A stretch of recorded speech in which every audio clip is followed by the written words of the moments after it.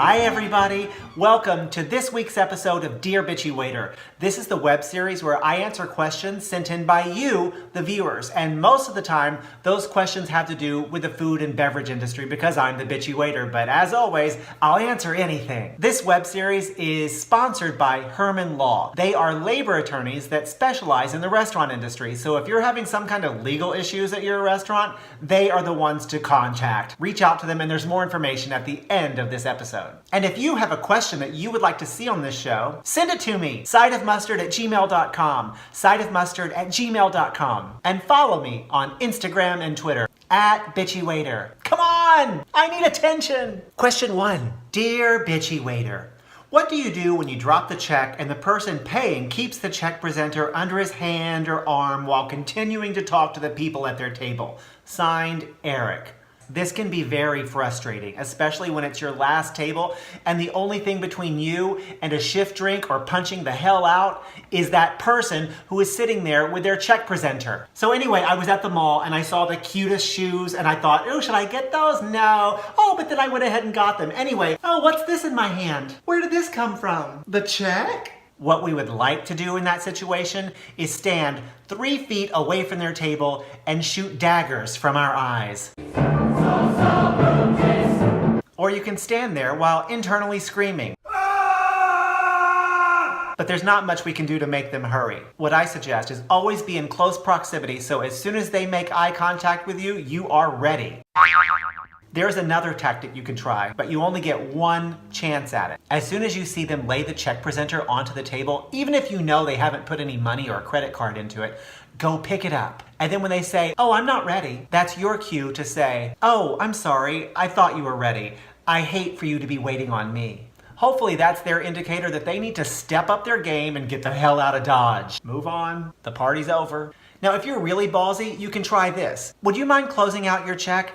I have to do some things in the back and I didn't want you to think that I forgot about you. That way it sounds like you're doing them a favor when really you're just doing yourself a favor because, hello, we're ready to go. If neither one of those tactics work, then you are right back where we started, standing there internally screaming.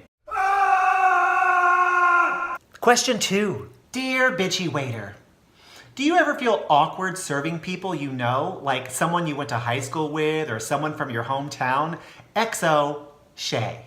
Shay, when I first started waiting tables, I did feel awkward when I had someone in my section that I knew. One time in about 1988, because I've been waiting tables for about 100 years, this guy came into my section who was the most popular guy in my high school. I didn't know it at the time in high school, but I was totally crushing on him really hard. Well, he ended up in my section at the Black Eyed Pea in Houston, Texas, and I was mortified. What I ended up doing was asking someone else to take the table, and then I pretty much hid in the kitchen the whole time. I think I was a little bit ashamed of waiting tables, but now that I'm in my early 90s and heading into my 80th decade of waiting tables, I don't have that problem anymore. There's nothing wrong with being a waiter, and I'm certainly not embarrassed if someone I know sits in my section. In fact, I think it's kind of a nice opportunity because you know they're going to leave you a good tip. If you get a little bit in the weeds, you can certainly tell your friend, I'm going to do this other crap first, so I'll get to you as soon as I get around to it, okay? Cool. And your friends are going to be okay with it, right? And if they're not good friends. In a nutshell, yes, I used to feel awkward if I had someone that I knew who was sitting in my section.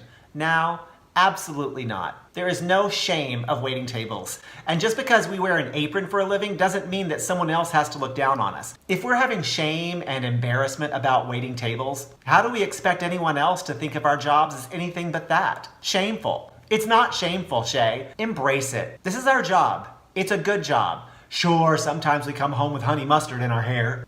Yeah, totally honey mustard. But waiting tables pays our bills, right? If someone is making you feel embarrassed or awkward about waiting tables, push it down, Shay. There is no reason to feel embarrassed. You go up to that person that you know and say, oh my God, I haven't seen you since high school. The last time I saw you, you were doing a kegger in a handstand. How you been? How do you like your burger cooked? See?